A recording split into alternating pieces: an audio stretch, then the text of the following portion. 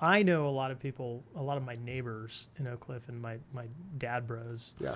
So lame. Dude. I'm I'm starting to get some dad bros. Dad bros. It's kind of fun. It is. Yeah, I mean, Yeah. it is. It's Good the for- life. it It's the stage we are in. It's the it's life. But they are some of the most generous people. And thank goodness, because if they weren't, it'd be really hard to have like the Yeah. friendships I have with them. So those guys, most of the people that are on this page, they are incredibly generous, which is great. But the bigger picture, I think, that's interesting in Dallas as it pertains to Oak Cliff. There was an article written in 2016 in D Magazine. I printed it out. He's referencing a Dallas Business Journal article that is commenting on which zip codes in Dallas are the most generous. Interesting. And the Dallas Business Journal confirms what we all suspect, which is North Dallas is the most generous. Or Highland Park gives money. a lot of money. Highland Park, Wherever, University North Park, Dallas, yeah. Preston Hall, The all parks, those. yeah. Up north is very dark on the heat map. Yeah. And so what he did was he actually adjusted, and I'm not using the right words, but he basically said, like, what is the ratio of giving versus gross income? Interesting. So when he did that, the whole map turned the same color green. Oh. And so the idea that he's saying is like generosity can be measured by the amount of dollars that come in. But if you look at it as how much of your own wealth that you give, that's a different way of looking at it. It's basically saying Dallas as a whole is a very generous place. That's fascinating. Because I could see how you'd see the first map and you'd be like, okay, that's interesting. But to learn that, no, everybody's generally giving and doing so generously is like, that's a cool story. He uses, you guys are, actually, this is printed. This is the Bible piece. As Jesus looked up, you know this one? And he saw the rich putting their gifts into the temple treasury.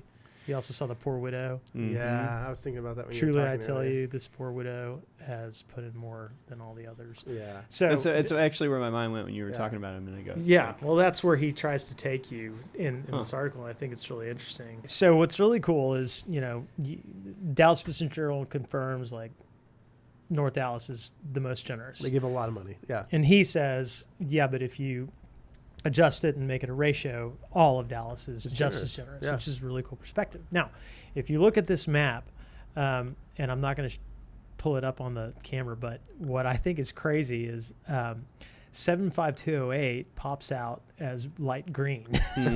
Where everyone else, we're looking at this, everywhere else is that dark green. Right, I mean, you see it right here. Yeah, it sticks out like a sore thumb. Yeah. That's not ideal. It's not ideal, when you think of Oak Cliff, everyone's like, oh, North Oak Cliff, like a little more well off. That's like, interesting, I don't know, Andrew. Yeah, that's fascinating. Yeah. What comes to your mind when you hear this? Well, so the reason I've mentioned my buddies who are so generous is because obviously generosity does exist in 75208. Right. And I think the ratio, there I think is probably higher. I think these guys give they give a lot. But if you think about 75208 and all the development and all the changes that have been coming in, there's the people, wealth that's being built there.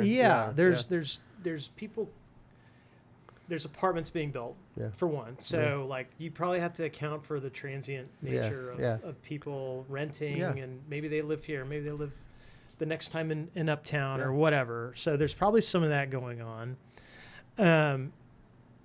But what I worry about a little bit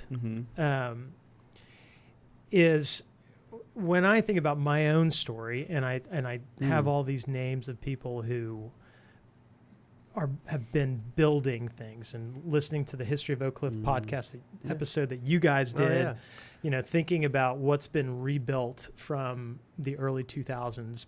I think a lot of these people are responsible for that, and for whatever reason they were driven to build. And so when I see this pop of green, I think, okay, for all the people that are coming in and calling Oak Cliff home, are they continuing that legacy of building into the community? Are they continuing this sort of approach of let's build stuff that makes things better for our neighbors and for each other. Yeah. So I get concerned actually that Yeah. like, people coming in for whatever reason, like I love that they love our neighborhood. Mm. How are they not consuming our neighborhood, but how is the neighborhood turning around and trying to influence or inspire them to want to give back? Yeah. Like, are people coming in and being a little bit more insular? yeah. Are they coming in and being like, I found my little space and I'm just, Yeah. it's Yeah. just going to be. That's interesting. Is it You know what I mean? Yeah. interesting? Like, how do you inspire like them? They're giving back in maybe different ways, like building a business or doing like volunteering at events and stuff. But like, even just like the idea of like, hey, there's so much pride for this neighborhood. How Right. do you connect in the right spots to monetarily give, or like, Yeah. there's Yeah, and Yeah. that, like the landscape of Oak Cliff has changed Yeah. so much. It's Yeah. like that spirit of building. yeah, I think it's still super Yeah. strong, yeah, but there is a new facet to it. I think of like, oh, this is a cool place, and I just want to be there. yeah. And then you Eh. forget maybe it's like, hey, there's needs and like there's- Sometimes- Yeah. Sometimes that doesn't always come with the I'm gonna Yeah. help keep building it too.